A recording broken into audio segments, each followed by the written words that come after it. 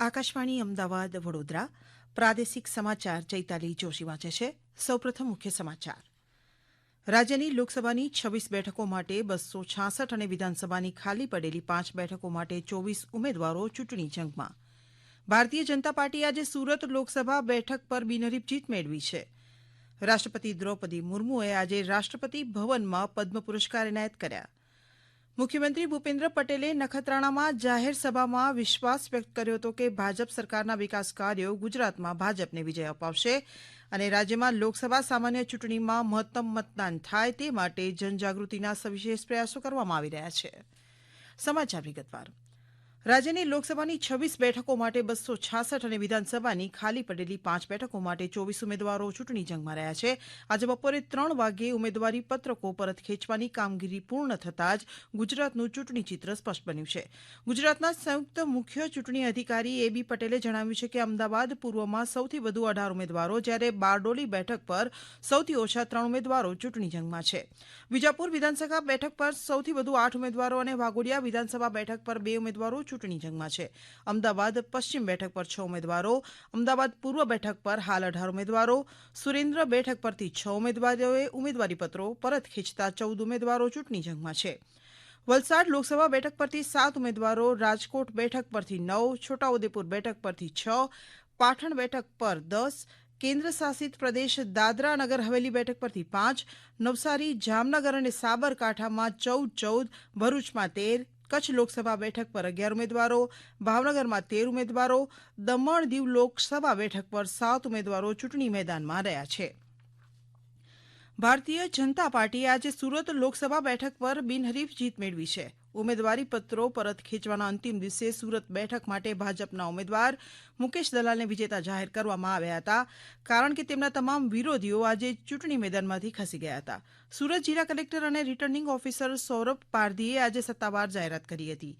અમારા સંવાદદાતા અર્પણા ખૂટ એક અહેવાલમાં જણાવે છે કે બીએસપી ઉમેદવાર પ્યારેલાલ ભારતી અને અન્ય અપક્ષ ઉમેદવાર સહિત 8 જેટલા ઉમેદવારોએ આજે તેમના ઉમેદવારીપત્ર પાછા ખેંચી લીધા છે. કોંગ્રેસના ઉમેદવાર નિલેશ કુંભાણીનું ઉમેદવારીપત્ર ગઈકાલે ટેકેદારોની નકલી સહીઓના કારણે નામંજૂર કરવામાં આવ્યું હતું. ગુજરાત પ્રદેશ ભાજપ અધ્યક્ષ સી.આર. પાટીલે સુરત લોકસભા બેઠકના બિનહરીફ વિજેતા થયેલા ઉમેદવાર મુકેશ દલાલને અભિનંદન પાઠવ્યા હતા. આ પ્રસંગે મુકેશ દલાલે કહ્યું હતું કે લોકશાહી ઢબે મારો વિજય થયો છે. દરમિયાન વિપક્ષ કોંગ્રેસ અને આમ આદમી પાર્ટીએ સુરતના લોકોનો મત આપવાનો અને તેમના નેતાને પસંદ કરવાનો અધિકાર છીનવી લેવા બદલ ભારતીય જનતા પાર્ટીની ટીકા કરી છે. અમારા સુરતના પ્રતિનિધિ રીતુ દરબાર જણાવે છે કે સમગ્ર દેશમાં લોકસભાની ચૂંટણીમાં સુરતમાં પ્રથમ બિનહરીફ જીત મેળવી મુકેશ દલાલ સાંસદ બન્યા છે. રાષ્ટ્રપતિ દ્રૌપદી મુર્મુએ આજે રાષ્ટ્રપતિ ભવનમાં પદ્મ પુરસ્કાર એનાયત કર્યા હતા. શ્રીમતી મુર્મુએ પૂર્વ ઉપરાષ્ટ્રપતિ એમ વેંકૈયા નાયડુ તથા ભારતનાટ્યમ નૃત્યાંગના ડોક્ટર પદ્મા સુબ્રમણ્યમને પદ્મ વિભૂષણ પ્રદાન કર્યું. ડોક્ટર બિંદેશ્વર પાઠકને મરણોપરાંત પદ્મ વિભૂષણ અર્પણ કરાયું. ઉપરાંત અભિનેતા મિથુન ચક્રવર્તી, ગાયિકા ઉષા ઉથુપને પણ પદ્મ વિભૂષણથી સન્માનિત કરાયા હતા. સમાજસેવી ડોક્ટર સીતારામ જિંદલ તેમજ ઉત્તર પ્રદેશના પૂર્વ રાજ્યપાલ રામ નાઈકને પણ પદ્મભૂષણથી સન્માનિત કરવામાં આવ્યા.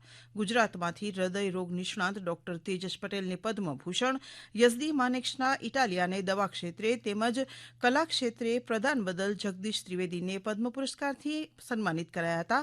આ પ્રસંગે આકાશવાણી અમદાવાદ સાથે વાત કરતા જગદીશ ત્રિવેદીએ આ પ્રતિભાવ આપ્યો હતો.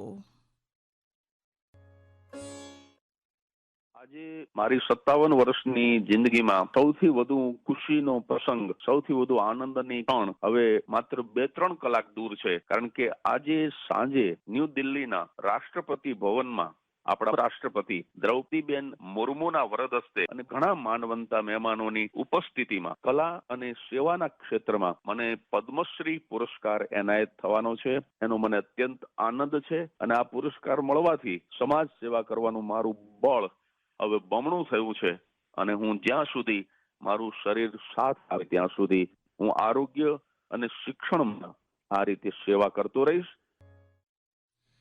આ સમાચાર આપ આકાશવાણીના અમદાવાદ વડોદરા કેન્દ્ર પરથી સાંભળી રહ્યા છો. વધુ સમાચાર આપ અમારી વેબસાઇટ newsonair.gov.in/ગુજરાતી પર વાંચી શકશો.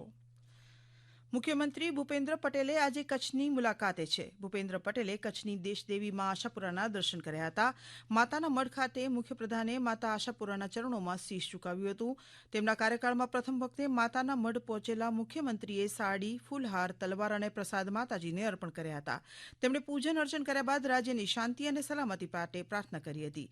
તેમણે કચ્છ લોકસભા બેઠકના ભાજપના ઉમેદવાર વિનોદ ચાવડાના સમર્થનમાં નખત્રાણા ખાતે જાહેર સભાને સંબોધી હતી.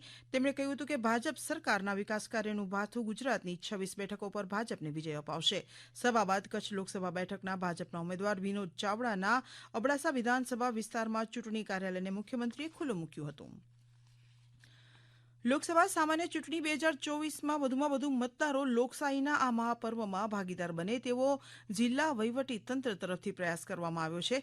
કોઈપણ ભય, લોભ અને લાલચ વિના મતદાર મતદાન કરે તે માટે પોલીસ તંત્ર દ્વારા પણ પ્રયાસો હાથ ધરવામાં આવી રહ્યા છે. વધુ મતદાન કરવા પૂર્વ કચ્છ પોલીસ અધિક્ષક સાગર બાગમારે લોકોને અપીલ કરી છે. સર્વે મતદારને પોલીસ તંત્ર તરફથી એક ખાસ અપીલ છે કે આ જે લોકશાહીનું જે પર્વ છે, આપણા સંવિધાન તરફથી જે અધિકાર મળેલું છે કે આ પોતાનું મત જે છે એનો ઉપયોગ કરે અને બધા પોતાનું આ જે અધિકાર છે એને ઉપયોગ કરીને ખાસ કરીને જે 7 મઈ 2024ના રોજ જે યોજવાનું છે, એટલે આપને બધાને અપીલ છે કે આવો બધા મળીને આ જે લોકશાહીનું પર્વ છે એને ભવ્ય બનાવીએ અને વધારામાં વધારે જે છે મતદાન કરીએ. આ અમારા પોલીસ તંત્ર તરફથી આ બધાને અપીલ છે. રાજ્યમાં લોકસભા સામાન્ય ચૂંટણીમાં મહત્તમ મતદાન થાય તે માટે જનજાગૃતિના સવિશેષ પ્રયાસો કરવામાં આવી રહ્યા છે.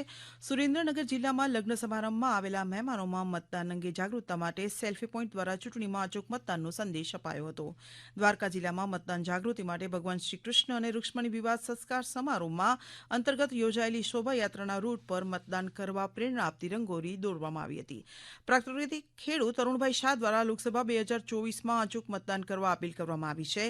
મહેસાણા જિલ્લામાં વિસનગરની દયાનંદ સરસ્વતી બીએડ કોલેજના વિદ્યાર્થીઓ દ્વારા મતદાન જાગૃતિ માટે માનવ સાંકળ રચીને ઉપરાંત જિલ્લા વેપારી મંડળ તેમજ 419 ગામોમાં 3713 સખી મંડળો દ્વારા મતદાન જાગૃતિના પ્રયાસો હાથ ધરવામાં આવ્યા હતા. મહીસાગર જિલ્લામાં જિલ્લા ચૂંટણી અધિકારી દ્વારા વિવિધ ક્ષેત્રના વેપારીઓ, ઉદ્યોગકારો અને સંસ્થાઓની મહત્તમ મતદાન માટે યોગદાન આપે તે અંગે ચર્ચા વિચારણા કરવામાં આવી હતી. તાપી જિલ્લાના વ્યારા અને સોનગઢ નગરપાલિકા ખાતે વિડીયો ક્લિપના માધ્યમ દ્વારા મતદાન માટેના શપથ લેવડાવવામાં આવ્યા હતા. ભાવનગર જિલ્લાના સિદ્ધસર ગામમાં ગ્રામજનોને અચૂક મતદાન કરવા અંગેના શપથ લીધા હતા.